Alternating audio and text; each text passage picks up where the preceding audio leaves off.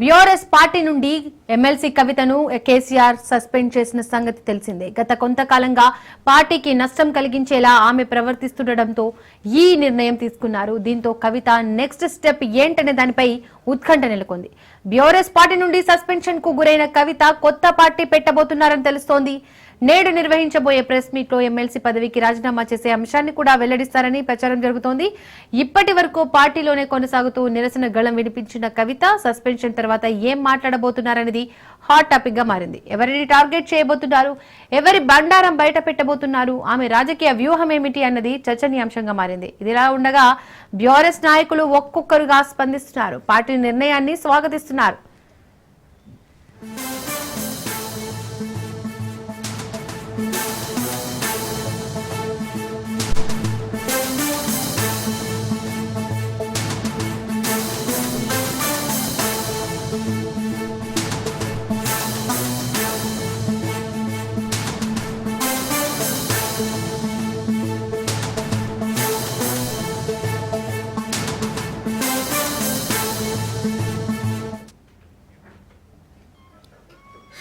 BRS party నుండి MLC కవితను KCR suspend చేసిన సంగతి తెలిసిందే. గత కొంతకాలంగా పార్టీకి నష్టం కలిగించేలా ఆమె ప్రవర్తిస్తుండటంతో ఈ నిర్ణయం తీసుకున్నారు. దీంతో కవిత నెక్స్ట్ స్టెప్ ఏంటనే దానిపై ఉత్కంఠ నెలకొంది. బీఆర్ఎస్ పార్టీ నుంచి సస్పెన్షన్ కు గురైన కవిత కొత్త పార్టీ పెట్టబోతున్నారని తెలుస్తోంది.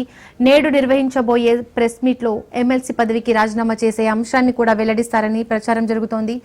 ఇప్పటి వరకు పార్టీలోనే కొనసాగుతూ నిరసన గళం వినిపించిన కవిత సస్పెన్షన్ తర్వాత ఏం మాట్లాడబోతున్నారనేది హాట్ టాపిక్ గా మారింది. ఎవరిని టార్గెట్ చేయబోతున్నారు, ఎవరి బండారం బయట పెట్టబోతున్నారు, ఆమె రాజకీయ వ్యూహం ఏమిటి అన్నది చర్చనీయాంశంగా మారింది. ఇదిలా ఉండగా బీఆర్ఎస్ నాయకులు ఒక్కొక్కరుగా స్పందిస్తున్నారు, పార్టీ నిర్ణయాన్ని స్వాగతిస్తున్నారు.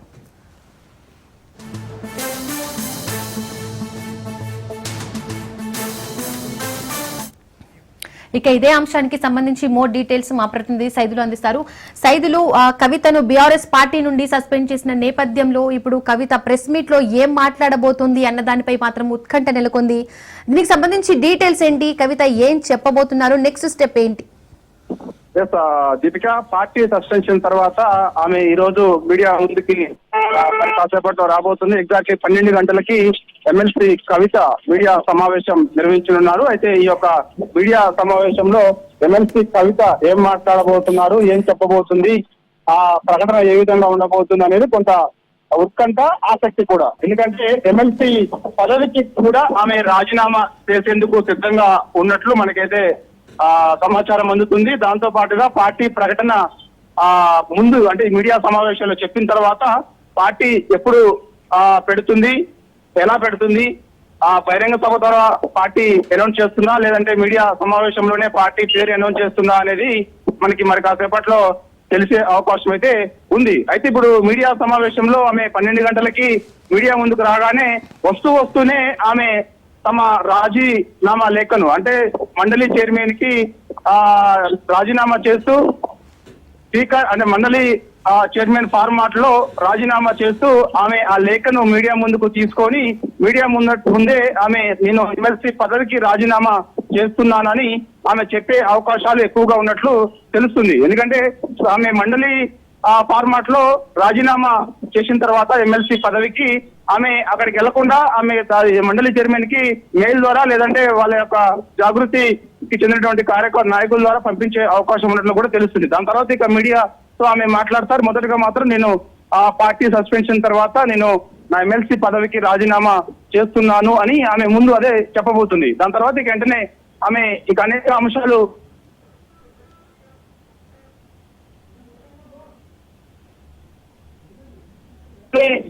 ఉన్నప్పుడు పార్టీ నాయకులపైనే ఆమె నేరుగా ఆరోపణలు చేసింది కాబట్టి సో ఇప్పుడు ఆ ఆరోపణలకు సంబంధించి కొంత ఎక్కువ పెట్టే అవకాశం కనిపిస్తుంది. మరి ఎవరిని టార్గెట్ చేసి మాట్లాడుతుంది కవిత అనేది కూడా ఇప్పుడు రాష్ట్ర వ్యాప్తంగా చర్చనీయాంశంగా మారింది. ఆసక్తి కూడా, ఎందుకంటే ఎమ్మెల్సీ కవిత సస్పెన్షన్ తర్వాత మీడియా ముందుకి మరి కాసేపట్లో వస్తుంది కాబట్టి ఈసారి మీడియా సమావేశంలో ఎమ్మెల్సీ కవిత ఏం మాట్లాడబోతున్నారు అనేది కూడా అందరూ ఆసక్తిగా ఎదురు చూస్తున్నారు. కాబట్టి ఖచ్చితంగా ఆమె అయితే పార్టీలో జరుగుతున్నటువంటి పరిణామాలు అంటే ప్రస్తుతం జరుగుతున్నటువంటి పరిణామాలు అంటే సస్పెన్షన్ చేయడానికి గల కారణాలు, ఎవరు కేసీఆర్ పైన ఒత్తిడి తెచ్చారు, దానికి గల కారణాలు ఏంటి అనే వివరాలన్నింటిని కూడా ఈసారి చెప్పే అవకాశం కనిపిస్తుంది. అంటే కొందరు కేసీఆర్ ని ఒత్తిడి తీసుకొచ్చి నన్ను పార్టీ నుంచి పంపించే ప్రయత్నం చేశారు, వారి పేర్లతో సహా నేను చెప్తాను అనేది కూడా ఆమె చెప్పబోతున్నట్టు కూడా మనకు సమాచారం. మరి ఎవరు కేసీఆర్ పైన ఒత్తిడి తెచ్చింది ఎవరు, పార్టీ నుంచి ఆమెని పక్కకి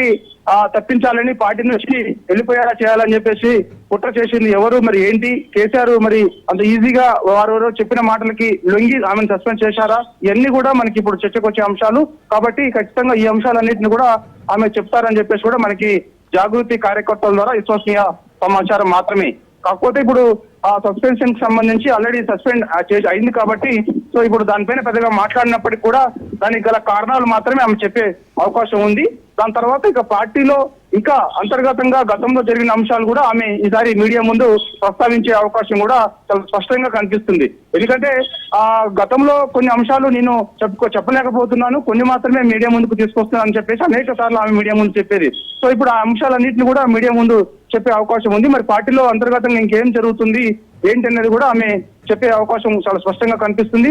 సో ఇక ఖచ్చితంగా ఆమె మాత్రమైతే పార్టీ పెట్టేందుకైతే ప్రణాళిక రచిస్తుంది. దానిలో భాగంగానే నిన్నటి నుంచి కూడా ఆమె సస్పెండ్ అయిన తర్వాత నుంచి కూడా వరుసగా తెలంగాణ జాగృతి నాయకులతో ఆమె భేటీ అయ్యింది. రాత్రి 10-11 గంటల వరకు కూడా జాగృతి నాయకులతోటి వివిధ సంఘాలతోటి మేధావులతోటి ఆమె మాట్లాడుతూనే ఉన్నట్టు కూడా మనకి సమాచారం. వారందరి అభిప్రాయం మేరకు ఆమె ఒక నిర్ణయానికి వచ్చి పార్టీ పెట్టాలని ఒక నిర్ణయానికి వచ్చినట్టు కూడా తెలుస్తుంది. దానిలో భాగంగానే ఆ పార్టీ ఏ విధంగా ఉండాలి, పార్టీ ఎజెండా ఏంటి, పార్టీలో పొందుపరచాల్సిన అంశాలు ఏంటి, ఎందుకంటే ఆమె ప్రధానంగా తెలంగాణ జాగృతి పేరుతోటి ఈ మధ్య కాలంలో చూసాము బీసీలకి సంబంధించినటువంటి అంశము అంటే 42% రిజర్వేషన్ ఇంప్లిమెంట్ చేయాలని ప్రభుత్వం పైన ఆమె ఒత్తిడి చేస్తుంది. సో ఈ అంశాలన్నీ కూడా అందులో పొందుపరిచే అవకాశం ఉంది.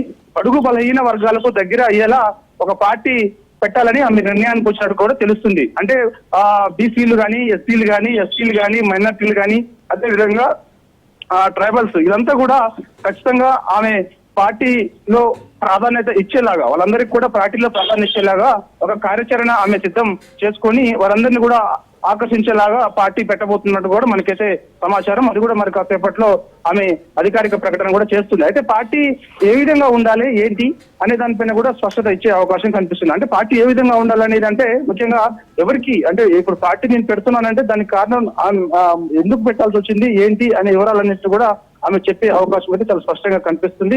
సో ఏదేమైనా సరే గత కొన్ని రోజుల నుంచి కూడా ఈ యొక్క ఏదైతే ఈ ఎమ్మెల్సీ కవిత పార్టీకి సంబంధించినటువంటి అంశం ఏదైతే ఉందో తెలంగాణ జాగృతి పేరుతోటి ఆమె పార్టీ పెడుతున్నట్టుగా కూడా మనకి పెద్ద ఎత్తున వార్తలు వచ్చాయి. కాబట్టి సో ఇదే అంశం కూడా అప్పుడు ఆమె చెప్పే అవకాశం కనిపిస్తుంది. తెలంగాణ జాగృతి పేరుతోటే ఆమె పార్టీ పెడుతుందా, లేకపోతే తెలంగాణ జాగృతి సంస్థ అలానే ఉంచుకొని లేకపోతే వేరే పేరు ఏమైనా అనౌన్స్ చేస్తుందా అనేది కూడా మనకి మరి కాసేపట్లో తెలిసే అవకాశం అయితే కనిపిస్తుంది. ప్రస్తుతం అయితే మనకు అందుతున్న సమాచారం ఏంటంటే పార్టీ ప్రకటన చేసిన తర్వాత అధికారిక ప్రకటన మాత్రం కొంచెం లేట్ అయ్యే అవకాశం ఉన్నట్టు కూడా తెలుస్తుంది. అంటే ముందుగా పార్టీ ప్రకటన ఆమె చేసిన తర్వాత అధికారిక ప్రకటన మరి ముహూర్తం చూసుకొని పెట్టే అవకాశాలు ఎక్కువగా ఉన్నట్టుగా మనకైతే సమాచారం.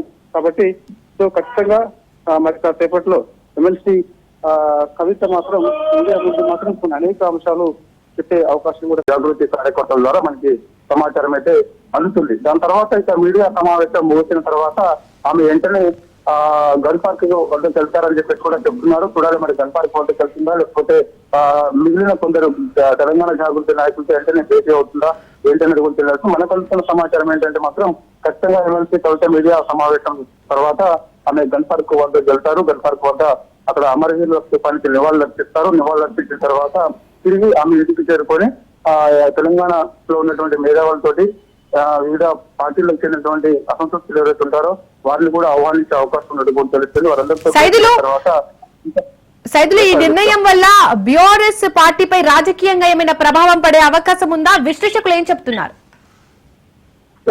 రాజకీయ విశ్లేషకులు చెప్తున్నది ఏంటంటే కొంత ప్రభావం ఖచ్చితంగా పడే అవకాశం ఉన్నదని చెప్తున్నారు. అంటే దానికి గల కారణం ఏంటంటే పార్టీలోనే ఉండి పార్టీ పైన ఆమె విమర్శలు చేసింది కాబట్టి సో ఇప్పుడు ఆ విమర్శలకు మరింత పదును ఎమ్మెల్సీ కవిత పెడుతుంది. దానివల్ల కొంత పార్టీకి కూడా నష్టం జరగవచ్చు. ఎందుకంటే ఇంటర్నల్ గా జరిగే అంశాలన్నీ కూడా ఎమ్మెల్సీ కవితకు తెలుసు కాబట్టి అది ఏ ఒక్క అంశం బయట పెట్టినా కూడా కొంత పార్టీ డ్యామేజ్ కి గల కారణాలు అవుతాయనేది కూడా రాజకీయ విశ్లేషకులు చెప్తున్న పరిస్థితి కనిపిస్తుంది. ఎందుకంటే పార్టీలో ఆమె చాలా కీలకంగా ఉన్నారు. ఎందుకంటే కేసీఆర్ కూతురుగా కాకుండానే ఆమె తెలంగాణ జాగృతి స్థాపించిన తర్వాత దానికి గౌరవ అధ్యక్షులుగా ఉన్నారు. అసలు అట్లా చూసుకుంటే మాత్రం ఉద్యమంలో చాలా కీలకంగా ఉన్నారు. తర్వాత తెలంగాణ రాష్ట్రం సాధించిన తర్వాత 10 ఏళ్ల పాటు అధికారంలో ఉన్నప్పుడు కూడా చాలా కీలకంగా వ్యవహరించారు. ఏ విషయమైనా సరే కేసీఆర్ కి తెలియజేయాలంటే ముందు ఎమ్మెల్సీ కవితను కూడా అప్పుడు ఎంపీగా ఉన్నారు. అప్పుడు కవితకి తెలియజేస్తే చాలు ఆల్రెడీ కేసీఆర్ తెలియజేసినట్టు అనేది కూడా పార్టీ నాయకుల్లో ఉండేది. కాబట్టి సో దాదాపుగా పార్టీ అంశాలన్నీ కూడా ఆమెకు ప్రతిదీ కూడా తెలుసు. కాబట్టి సో ఇప్పుడు నేరుగా పార్టీ నుంచి సస్పెన్షన్ గురైంది. కాబట్టి సో పార్టీలో జరిగే అంతర్గత విషయాలన్నీ కూడా ఆమెకి ఆల్రెడీ ముందే తెలుసు. కాబట్టి అలాంటి అంశాలు ఈ సమయంలో అంటే ఇప్పుడు కాంగ్రెస్ పార్టీ తెలంగాణ రాష్ట్రంలో అధికారంలోకి వచ్చి 22 ఏళ్ళు కావస్తుంది. సో ప్రజా వ్యతిరేకత ఎక్కువగా కూడగట్టుకుంది కాంగ్రెస్ పార్టీ. సో రానున్న రోజులలో బీఆర్ఎస్ పార్టీకి ప్రజలు పట్టం కడతారు. బీఆర్ఎస్ పార్టీ మళ్ళీ అధికారంలోకి రాబోతుంది అనేది కూడా చర్చ జరుగుతుంది. కేసీఆర్ మరోసారి ముఖ్యమంత్రి కాబోతున్నారని కూడా చర్చ జరుగుతుంది. అంటే ఇలాంటి సమయంలో ఎమ్మెల్సీ కవిత సస్పెన్షన్ గురి కావడం, ఎమ్మెల్సీ కవిత ఇప్పుడు మీడియా ముందు ఏమైనా అంతర్గత పార్టీ ఇస్తారు, బీఆర్ఎస్ పార్టీ ఇస్తారు ఏమైనా మాట్లాడడం కానీ, లేకపోతే ఇప్పుడు మాట్లాడకపోయినా తర్వాత ఎప్పుడైనా మాట్లాడినా కూడా అవి పార్టీకి కొంత నష్టపడి మరి జరిగే అవకాశం ఉంటుంది అని కూడా రాజకీయ విశ్లేషకులు కొన్ని సందర్భాల్లో సైదులు ఎమ్మెల్సీ కవిత సస్పెన్షన్ తర్వాత ప్రజల్లో ముఖ్యంగా నియోజకవర్గంలో ఎలాంటి స్పందన కనిపిస్తుంది? ఎమ్మెల్సీ కవిత సస్పెన్షన్ తర్వాత పెద్దగా బీఆర్ఎస్ పార్టీకి నష్టం ఏమీ లేదు అని చెప్పేసి కూడా బీఆర్ఎస్ పార్టీ నాయకులు కార్యకర్తలు చెప్తున్నారు. ఎందుకంటే ఆమె సస్పెన్షన్ కు సంబంధించినటువంటి నిర్ణయాన్ని మేము స్వాగతిస్తున్నాము. కేసీఆర్ గారు మంచి నిర్ణయం తీసుకున్నారు. ఎందుకంటే పార్టీలోనే ఉంటూ పార్టీ పైన పార్టీ నాయకుల పైన ఆమె చేస్తున్నటువంటి విమర్శల వల్ల పార్టీకి కొంత నష్టం కలుగుతుంది. కేసీఆర్ కూతురు కాబట్టి మేమెవరూ ముందుకొచ్చి మాట్లాడలేకపోతున్నాము. ఈ విషయాన్ని మా అధినేత కేసీఆర్ కే అప్పగించాము. కాబట్టి ఆయన తీసుకున్న నిర్ణయానికి మేమందరం కూడా కట్టుబడి ఉంటామనేది మొదటి నుంచి కూడా చెప్తూ వస్తున్నాం. దానిలో భాగంగానే ఇప్పుడు కూడా ఇప్పుడు కేసీఆర్ ఎమ్మెల్సీ కవితను సస్పెండ్ చేశారు. కాబట్టి సో ఇప్పుడు ఆ నిర్ణయాన్ని మేము అందరం కూడా స్వాగతిస్తున్నాం అని చెప్పేసి కూడా అంటున్నారు. చాలా నియోజకవర్గాల్లో కొందరు ఎమ్మెల్సీ కవిత ఉన్నటువంటి ఫ్లెక్సీలు అన్నింటిని కూడా తీసివేశారు. ముఖ్యంగా ఇటు జగిత్యాల, కోరుట్ల ఆయా నియోజకవర్గాలలో పార్టీ ఆఫీసులలో ఎమ్మెల్సీ కవిత ఫోటో ఉంటుంది. సో ఆ అన్ని ఫోటోలన్నింటినీ కూడా సస్పెన్షన్ తర్వాత అవన్నీ కూడా తీసి పక్కకు పెట్టారు. కొన్ని చోట్ల ఆమె దిష్టి బొమ్మలు కూడా దగ్ధం చేశారు. సో ఇప్పుడు మరి జాగృతి చెందినటువంటి కార్యకర్తలు కూడా బీఆర్ఎస్ పార్టీకి చెందినటువంటి నాయకులు దిష్టి బొమ్మలు కూడా దగ్ధం చేశారు. సో ఇట్లా ఆరోపణలు ప్రతి ఆరోపణలు. సో ప్రస్తుతం అయితే బీఆర్ఎస్ పార్టీ పెద్దగా నష్టమేమీ లేదు.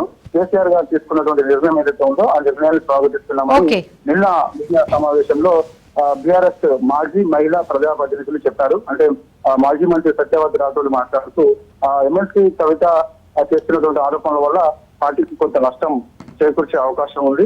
కాళేశ్వరం కమిషన్ రిపోర్ట్ ఏదైతే ఉందో ఇప్పుడు ఆ రిపోర్ట్ రాష్ట్ర వ్యాప్తంగా చర్చనీయాంశంగా మారింది, దేశవ్యాప్తంగా చర్చనీయాంశంగా మారింది. సో ఆ రిపోర్ట్ లో కమిషన్ లో ఏం పొందుపరిచారు ఏంటనేది ఇప్పుడు జరుగుతున్న పరిణామంలో ఒంటి చేతితోటి ప్రభుత్వాన్ని అసెంబ్లీలో డిఫెన్స్ చేస్తున్నటువంటి హరీష్ రావు ఇలాంటి సమయంలో నేరుగా కొందరు వ్యక్తుల పైన ఎమ్మెల్సీ కవిత చేసినటువంటి ఆరోపణల వల్ల పార్టీకి మరింత నష్టం చేకూరుస్తుంది. అందుకే కేసీఆర్ గారు కార్యకర్తల నిర్ణయం మేరకు ఈ నిర్ణయం తీసుకున్నారని చెప్పి కూడా చెప్పారు. సో అందువల్ల ఆమె సస్పెన్షన్ తర్వాత పార్టీకి పెద్దగా నష్టమేమి కూడా వాళ్ళు చెప్పారు. కాబట్టి చూడాలి మరి కాసేపట్లో ఎమ్మెల్సీ కవిత మీడియా సమావేశం ఉంది కాబట్టి ఆమె మండలి చైర్మన్ ఫార్మాట్ లో రాజీనామా చేసిన తర్వాత ఇంకా ఏ అంశాలు ఆమె మీడియా ముందు మాట్లాడబోతున్నారు కూడా చర్చనీయాంశంగా మారింది ఆసక్తి కూడా. Right, thank you Saidulu.